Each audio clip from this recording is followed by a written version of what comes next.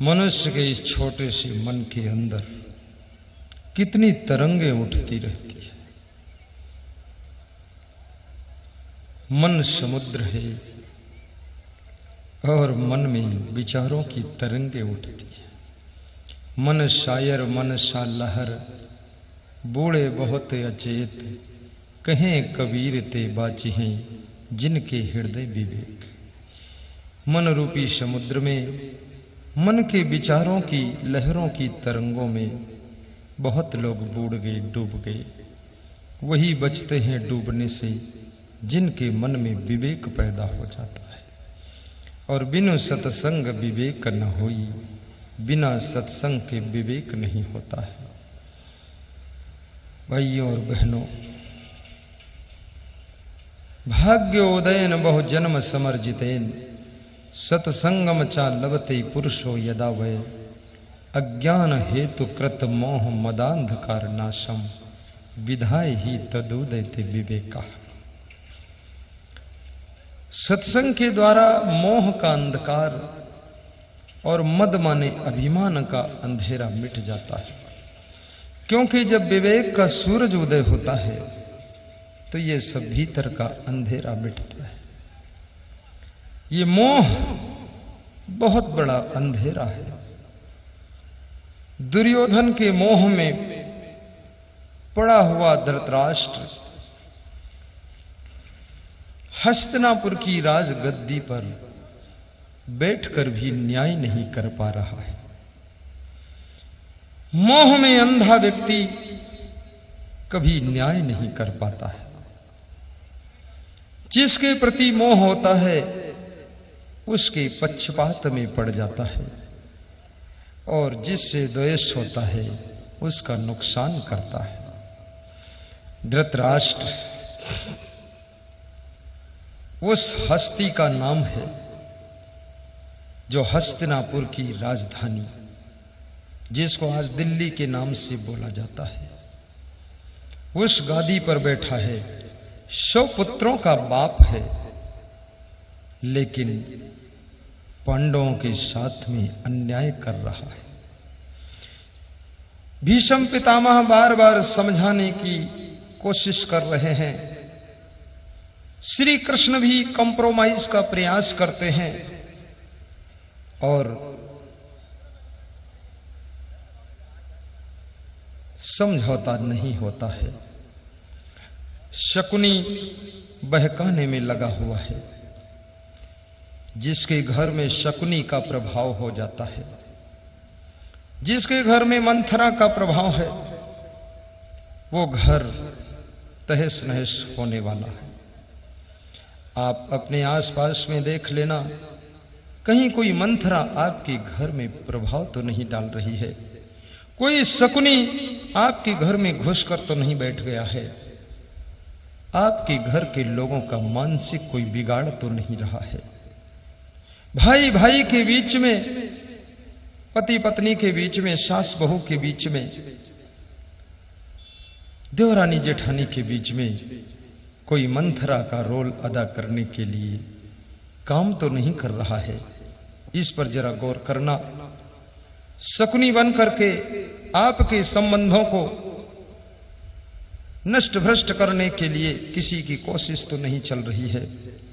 जैसे शकुनी ने कौरव पांडवों का युद्ध कराकर विनाश कर दिया था, जैसे मंथरा ने राम को वन पहुंचा करके राजा दशरथ को परलोक पहुंचाकर अयोध्या का सुख छीन लिया था। किसी के बहकावे में मत आना। और ये बहकने बहकाने की परंपरा हमारे भारत देश में बहुत प्राचीन परंपरा है। लोग बहक भी जाते हैं, लोग बहका भी देते हैं। बहकने के लिए लोग इंतजार में बैठे हैं, कोई बहकाने वाला मिल जाए तो मैं बहक जाऊं, और बहकाने वाले भी इंतजार करते हैं कोई बहकने वाला मिल जाए तो बहका दूं, किसी का घर बिगाड़ दूं, किसी का आश्रम बिगाड़ दूं, किसी की जमात बिगाड़ दूं। अभी मैं दिल्ली गया था एक संत के यहाँ, तो संत से मैंने पूछा आपका दिल्ली में आश्रम और आप अकेले रहते, कोई शिष्य नहीं? बोले एक शिष्य था, तो मैं चला गया प्रवचन करने 10 दिन के लिए, तो पड़ोसियों ने उसको बहका दिया। पड़ोस में कुछ लोग रहते हैं, गृहस्थ लोग, उन्होंने बहका दिया तो भाग गया वो। तो हमने कहा फिर, बोले पड़ोसियों की इच्छा है कोई रहे ना तो हम आश्रम ले लेंगे, हम इसमें अपना बस जाएंगे, बाबा मर जाएगा किसी दिन। तो हमने कहा फिर बाबा, बोले फिर क्या, अब निपट ही जाएगा सब, और क्या फिर। बहकाना और बहकना, और जो बहकता है वो विवेकहीन बुद्धिहीन होता है, और जो बहकाता है वो प्रेम और करुणा विहीन होता है। जिसके दिल में प्रेम नहीं है, करुणा नहीं है, दया नहीं है, जिसका हृदय बहुत कठोर है, वो किसी को बहका करके किसी के घर को तबाह कर देता है, तब उसको आनंद आता है। वो करुणा विहीन है, संवेदनहीन है, और जिसका दिल, याद रखना, विवेकहीन होता है, कुछ विचार ही नहीं है, जिसने कुछ कह दिया वही मान लिया और बहक गए, मुंह फुला लिया, नाराज हो गए। किसी ने कहा कौवा तुम्हारा कान ले गया, अब कौवा को रपटाते घूम रहे, कौवा भाग रहा है। तो कौवा ने पूछा, रास्ते में बहुत भागा, बहुत रपटाया, पूछा तू मेरे को क्यों रपटा रहा? तो कोई मेरा तू कौवा कान लेकर भागा है। अरे बोले कान देखो, कौवा को मत देखो। तो कान टटोला तो कान कान के पास लगा हुआ था। अरे बोले हंसी आ गई मेरे को, मेरे ऊपर वापस लौटो, कान तो अपनी जगह लगा हुआ है, किसी ने झूठ बोलकर बहका दिया, तेरा कौवा कान काट ले गया। तो कान तो देखते नहीं और कौवा को मारने दौड़ रहे हैं। ऐसे बहकने वाले लोग अब स्थिति को परखते नहीं है, समझते नहीं है, विवेक नहीं करते हैं, और किसी ने जो कुछ कह दिया उसको मान लिया और बहक गए और अपनी जिंदगी को भी बर्बाद कर लेते हैं। इसलिए किसी के बहकाने से बहकना मत, आप विवेक पूर्वक कार्य करना।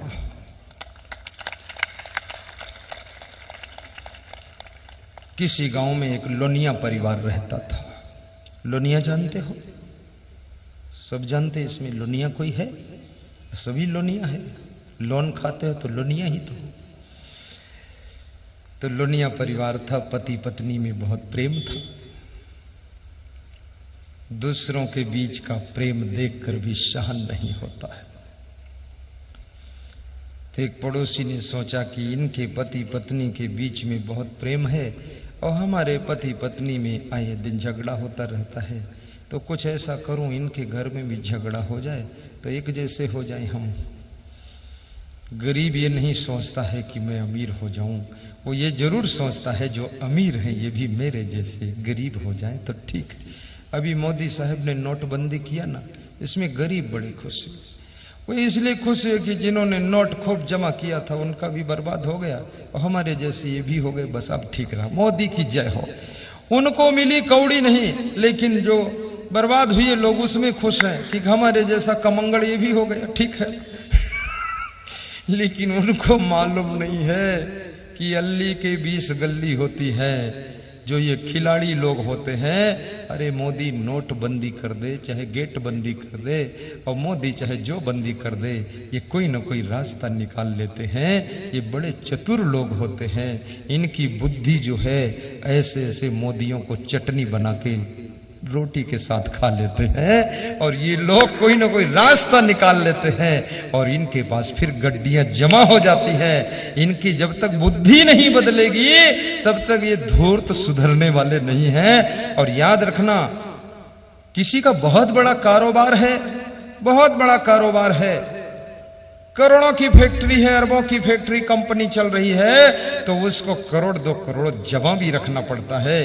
कोई मशीन फेल हो जाए, 10 करोड़ की आएगी, तो ये तुम्हारे जैसा फोकटलाल बनकर काम चले? 10 करोड़ कहां से आएंगे तुरंत? उसको तो इंतजाम करना पड़ेगा, तुरंत मशीन मंगानी पड़ेगी।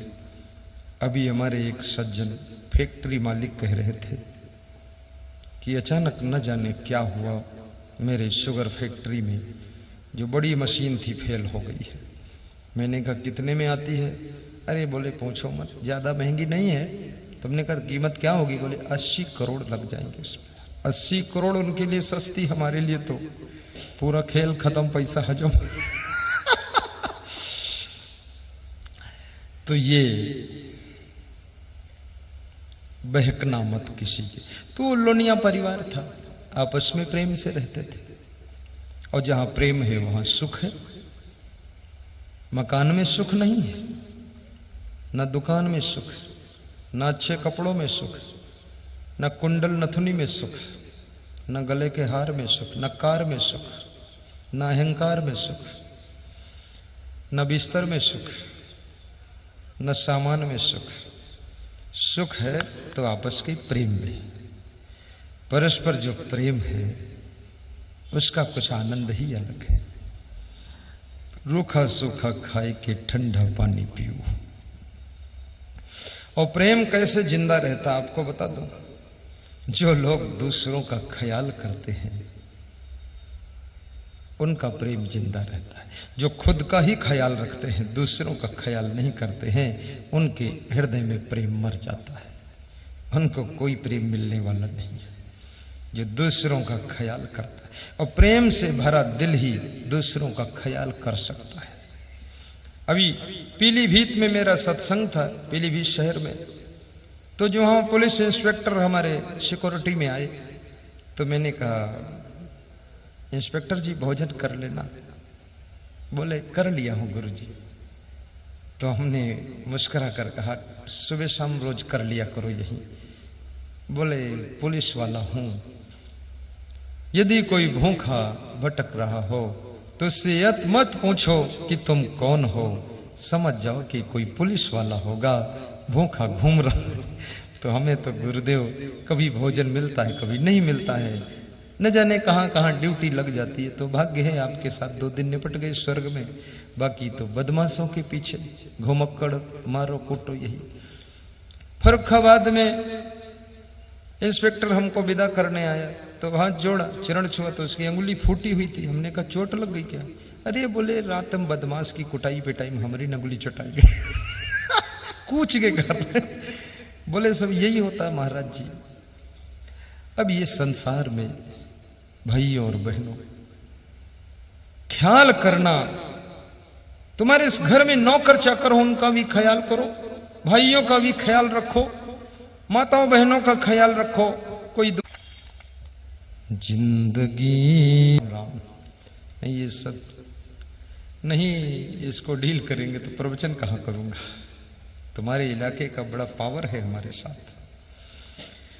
जिंदगी चाहिए बंदगी के लिए। मैं गाऊं उसको तुम दोहराओ। वो लोनिया वाली कहानी अभी सुनाऊंगा, लोनिया को छोड़ूंगा नहीं, फाइनल करूंगा। जिंदगी चाहिए बंदगी के लिए, जिंदगी चाहिए। आवाज ही नहीं आ रही, इतने बड़े मंडप से गजब हो गया। ओफो, 2-2.5 हजार लोग, एक बच्चा रोता है यहां तक सुनाई देता है। तुम रो ही दो तो भी सुनाई दे जाए। पता नहीं गावत हो कि स्वावत हो। थोड़ा हंसो भी, शर्माओ मत, हंस लिया करो मेरे साथ। मेरे साथ ही हंस लो, बाकी घर में तो रोना ही रोना, वहां तो हंसी आएगी नहीं। जिंदगी चाहिए बंदगी के लिए। वाह। आज आए गुरु धन्य हम सब हुए, आज आए गुरु धन्य हम सब हुए, सर मेरा झुक गया बंदगी के लिए। गा दो, सर मेरा झुक गया बंदगी के लिए। धन्य है उत्तर प्रदेश, और ये धन्य है सीतापुर जिला, और धन्य है लहरपुर तहसील, अकबरपुर गांव, और धन्य है यहाँ के श्रोता। धन्य है आपका प्रेम, और धन्य है अंबिका प्रसाद के माता पिता, जिन्होंने इनको जन्म दिया कि तुम जाओ गुरुदेव का सत्संग कराना। इसके लिए जहां धन्य माता पिता धन्य गोत्रम धन्यम कुलोद्भव धन्य च वसुधा देवी यत्र शाद गुरु भक्तता।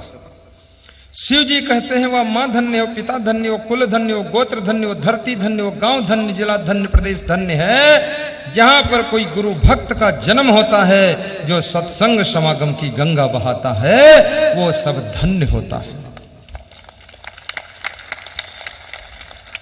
सर मेरा झुक गया बंदगी के लिए, सर मेरा झुक गया बंदगी के लिए, बंदगी चाहिए जिंदगी। जय हो गोविंद। बंदगी चाहिए जिंदगी के लिए, रहने वाले गुरु मुस्तफाबाद के, नाम उनका क्षमा काम उनका क्षमा, नाम उनका क्षमा काम उनका क्षमा। आज वादा करो और संकल्प लो, आज वादा करो और संकल्प लो, कर्म अच्छे करें जिंदगी के लिए। गाइए, कर्म अच्छे करें जिंदगी के लिए, जिंदगी चाहिए बंदगी के लिए, जिंदगी चाहिए बंदगी के लिए। आज सत्संग में भक्त चर्चा करें, आज सत्संग में भक्त चर्चा करें, साहिब उपदेश दे जिंदगी के लिए, साहिब उपदेश दे जिंदगी के लिए, जिंदगी चाहिए बंदगी के लिए, जिंदगी चाहिए बंदगी के लिए। सर मेरा झुक गया बंदगी के लिए, सर मेरा झुक गया बंदगी के लिए। बोलिए सद्गुरु भगवान की जय। पति पत्नी दोनों प्रेम से रहते थे। घर में ना तो गरीबी थी ना अमीरी थी, घर की व्यवस्था ठीक थी। एक दिन पड़ोसी ने उस लोनिया को बहकाया कि तुम जिस अपनी पत्नी को बहुत प्रेम करते हो, ये कोई स्त्री नहीं है। बोले फिर क्या है ये? बोले ये डाइन है, ये आदमी को खाती है, आदमखोर है। बोले अभी तक तो नहीं खाया। बोले अभी तक दांव नहीं पाया इसलिए नहीं खाया, जिस दिन दांव पाएगी उस दिन तुमको खाएगी। तो लोनिया को संदेह हो गया, और जहां संदेह आ जाता है वहां प्रेम कमजोर होने लग जाता है। विश्वास प्रेम का मित्र है और संदेह प्रेम का दुश्मन है।